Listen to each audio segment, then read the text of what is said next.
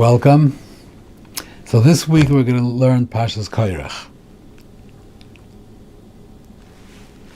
Another tragic parsha where Korach led a rebellion against Moshe. And at the end, the earth opened up and swallowed him, and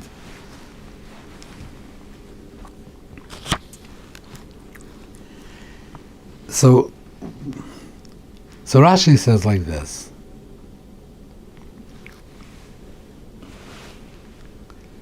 The pasuk, "V'kolu al Moshe v'Aaron v'yomer," and they said, "Rav lachem, you have enough. Ki kol ha'eda kulam kedoshim b'toichem Hashem. Aduot is not so kal Hashem." He's speaking to Moshe and Aaron. Why are you lording it over Klal Yisrael? Kulam kedoshim. So Rashi says like this: "So Mara Korach lach like Moshe." Why did he start a machlokes with Moshe? So he says, "Niskana al nisiyusay shel litzofen ben Uzziel shemino Moshe nasi al bnei kos al pi adibur." Levi was divided into different batei av. There were four, and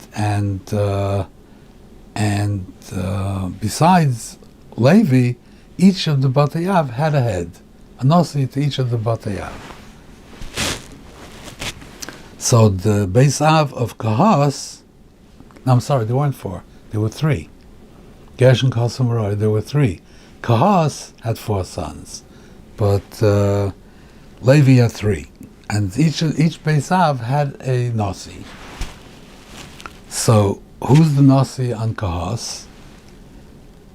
Elitzaphan ben Uzziel. Moshe appointed the Elitzaphan ben Uzziel that he should be the Nasi of Kahas. Elitzaphan ben Uzziel was the son of Uzziel. Uzziel was the youngest son of Kahas.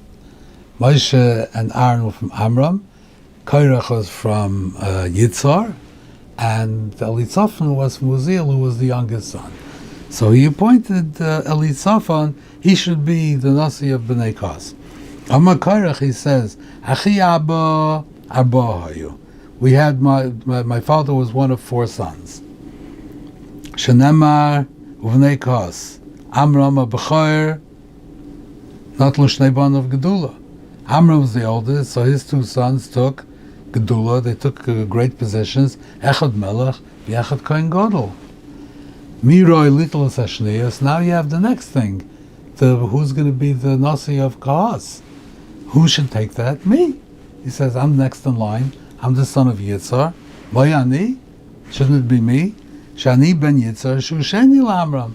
I'm the son of the second son. V'hu mona Nasi is ben Achiv HaKotan Mikulam. He appointed the Nasi, Elitzaphan ben Uzziel, who was the youngest. Hareini Chayluk Lov Mevatel Dvarav. So I'm going against them. A lot of what I'm going to say now is from Pshutim, but I think it's kedai just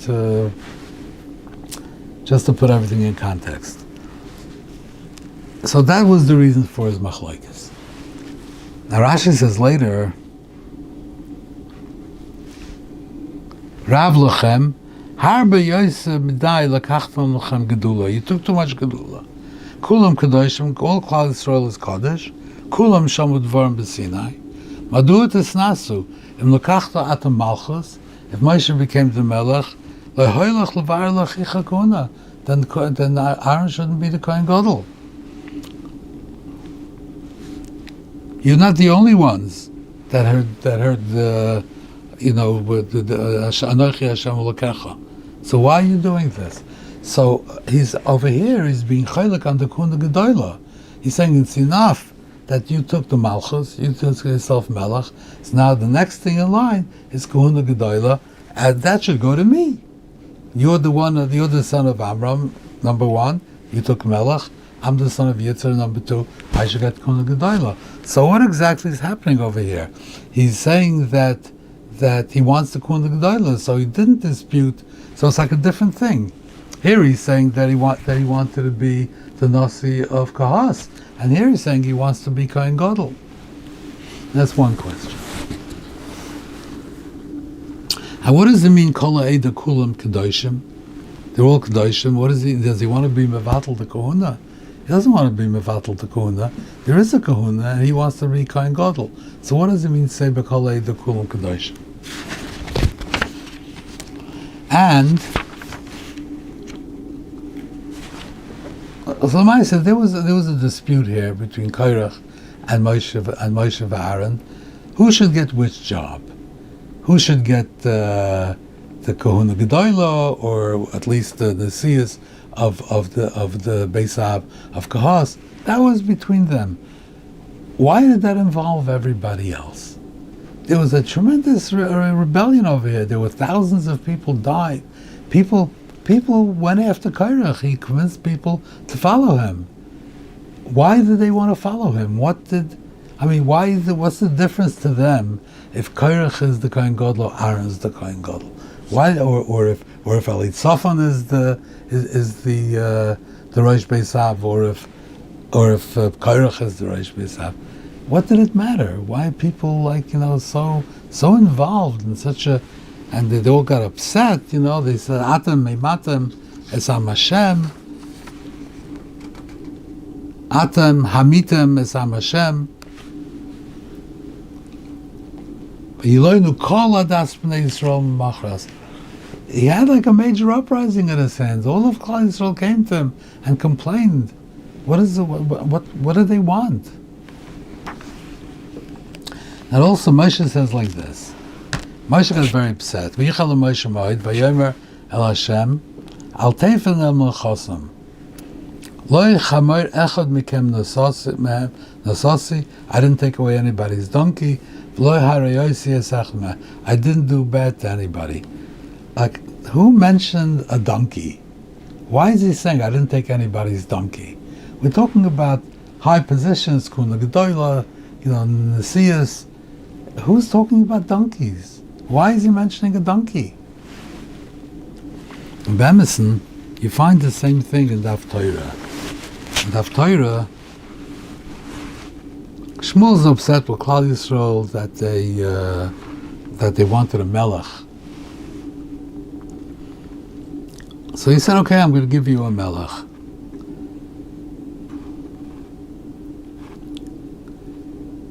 Because I was a shofet all these years. You weren't satisfied with me. He said, "Hini anu bi neged Hashem, neged Mashiach. Bear witness about me. Et shor mi lokachti, v'chamor mi lokachti." Who accused Shmuel of taking a chamor or a shor? Why is he bring? It's very similar to what Moshe said. Shor mi lokachti, chamor mi lokachti, smi yashakti. Like, why are they saying this? So Bemison, some question: How is Korach cholik on Moshe? Moshe was al pi adibur, and Aaron was al pi adibur. Did he think that Moshe was not al pi adibur? Did he not know that Moshe went up l'Shamayim and Har Sinai and he brought down the Torah? He didn't know that Moshe was appointed by the Rabbeinu Shloim. What was the argument over here? Was he kofer in Matan Torah? What did Korach want? So I think what Korach is saying like this: of course there was Matan Torah, and of course the Rabbeinu Shloim appointed Moshe should be the Melech and Aaron should be the Kohen Gadol, and he gave you a lot of power. But when you have power, there's always a risk. And the risk is that power corrupts. You're not immune to that. The Rabban Shalom may have given you power.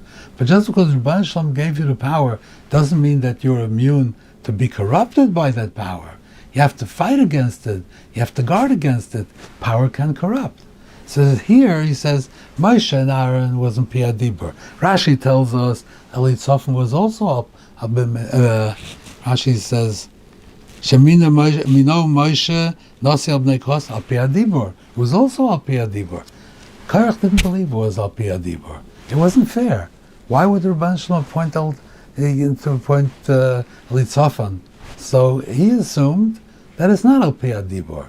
So he's saying, look, Taka, you had the Melucha and you had the Kuna Gedoyla. Why are you appointing, when it comes to appointing a Nasi for Kahas, which you're not doing al pi adibor, you should appoint me. Why don't you?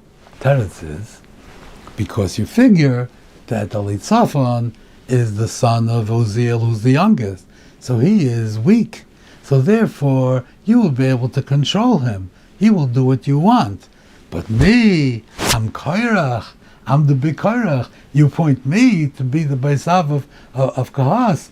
You're going to have to contend with me. I'm not going to be so pliable. So therefore, you went and appointed Elitzaphan. This shows that you are corrupt. And if you're corrupt, then you forfeit your rights. Why should you be? Well, Taka, the Rebbe Shalom gave it to you, but he didn't give it to you to be corrupt. He gave it to you to fulfill the Rebbe Shalom's Ratzon. If you become corrupt and start manipulating and doing things to make sure that you stay in power, that nobody can speak up against you, you put weak people in place that you should only have to contend with weak people, then you're not deserving of the power. This is what he said. And the people were convinced by this. So the people felt that maybe Korach is saying something right. Maybe they are corrupt. And if they're corrupt, we have to start again. We have to do something else. We have to change. Maybe Korach should come out he's the one, he's the visionary. Maybe he should become the Kohen Gadol. So, and he should be able to balance Moshe. So, because he's not Moshe's puppet. So maybe that's what we should do. So Klal Yisrael was afraid of corruption. They were afraid that he's corrupt. So he's saying, Kulam Kedoshim, you have to be, this is not, Washington or something where everybody is corrupt. This is Kulam Kedoshim, you can't be corrupt over here. So Moshe Rabbeinu says, I'm not corrupt. And he says, if I was corrupt, then I would have taken your chamor, I would have done something. Nobody has a word of complaint against me. I never did anything to anybody to do anything negative to anybody. I didn't take anybody's chamor, I didn't ever do anything bad. So I am not corrupt. That was his taina. And the Rabban Shalom showed that Moshe was right, and Korach was swallowed up. Now in the Haftarah by Shmuel, I'm just going to touch on something which we'll discuss at much greater length when we get to Shoftim. The Indian of Sam Tosim Aleinu Melech. What was the taina on the Zakenim that they came and they wanted a Melech if there's a mitzvah in the Torah of Sam Tosim Aleinu Melech? So Bekitzer, what I'm going to say in Shoftim, greater length, but Bekitzer, the mitzvah of Sam Tosim Aleinu Melech, is that the Melech, it says,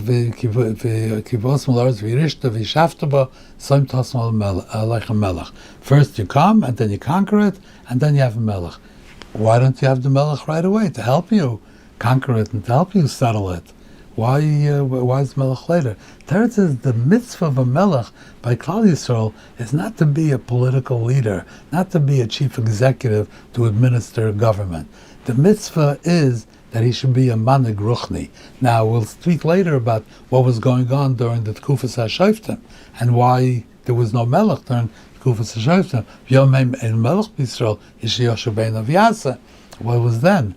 But Lamaisa, the idea was that the circumstances have to be right, that the Melech Yisrael should be a manig ruchni, and he should not be involved with anything which could lead to his corruption. That was the idea. Anything which would corrupt the Melech, then we don't need a Melech yet. When the circumstances are right, that the Melech could come in and be totally focused on Torah and Yerushalayim and Midas Tovos and being the manig who's going to bring people to the highest levels of Ruchnias, then you become the mitzvah of Soim Tos Mulach HaMelech. Before, when you have to fight a war with Nachash HaMoini and you need a Melech to mobilize the country, that's not the purpose of the Melech. And if that's what you're going to bring a Melech in, then he's going, and Shmuel told him, I don't have the psukim from him, he says, he's going to take, I don't know if it's not in this after, he's going to take your sons and your daughters, take this and that. He's going to take everything, because once you point to Melech, he can do anything. So he says, until now, who was your leader? Me. I was your shofet. He says, did I ever touch anything? I was not corrupt. I was just a shofet. I did my job as a shofet. You would not. There was no corruption. But if you're going to, now that you're appointing a Melech, you should know that you're leading yourself to corruption. That's what he told them. So so he uses the same lashon. There was no corruption by us. In the leadership of Klal Yisrael, there was no corruption. Nobody took your chamar. Nobody took your shar. There was only anhaga piatoira. We were not melachim. We didn't have the power of a melech, but we were the leaders of Klal Yisrael. And as the leaders of Klal Yisrael, as the shayftim, there was no corruption. Now you're going to open yourself up to corruption. That's what he said. Okay, I just want to conclude with two small things here. It says that they brought those 250 people. They brought the machtois, and those machtois, it says like this. Then there was a sreifa with the ketores. V'yorem es ha-machtois v'bein ha-sreifa. You should tell. Take out the pans, the machtais, and the eish is the deshen. Rashi says kikodeshu, because they are holy. What is holy? Rashi says zrei hola la'aretz. The eish means the fire and the deshen, the ashes that are in the machtais. You should zrei hola. Rashi says la'aretz ma'ala machtais. Throw them onto the ground from the machtais. Ki kodeshu ha-machtais, because the machtais are kodesh. Vasurim banoah she'osum kli shores. They made the machtais to be kli shores, so the kodesh kedush saguf, and they're osur banoah. So throw out the deshen. So why does he have to tell us to throw out the deshen? I mean, it's understood. There's deshen in the machtais. So if you want to take these machtais and use them, in the Mishkan for other things, you make a tzipui, you take the machtais and you make a tzipui l'mizbeach. You can use them for shteitzach. You have to throw out the deshen. So the Seforno says that the deshen was also kaddish. And when he says throw it out, it meant put it in the Beis HaDeshen. You should put it in the Beis HaDeshen. But Rashi clearly says not like that. Rashi says zirei hola la'aretz. Throw it on the ground. Why did you have to be told to throw it on the ground? So, could be that the Gemara says in Tmura, the Flamadalad, that the Nisrofin, the Deshen is mutabana, because once it's burnt, then it's nasa mitzvasai, and then it's mutabana. Kol nasa mitzvasai is mutabana. So I might think that this Deshen over here is asur bana. Why? Because it wasn't nasa mitzvasai. Therefore it's asur bana. So that's why the pasuk tells us no. Vibal the Deshen served the purpose of being Mekayim the Tzivur Hashem, so it is nasa mitzvasai. So mainly you can throw it out. That's one. And one more quick part. Just an observation. It says before the Magefa, V'daber Hashem al Moshe, Heroimu mitoich ha'eda, separate yourself from the Eda, v'chaloisem kerega. V'yipla al pneim, and Moshe said to Aaron, quickly run and go make a kapara, because ki yotza ha'kesef mafnei Hashem heichel ha'negev. The Magefa has already started. It's already started. How did he know the already started?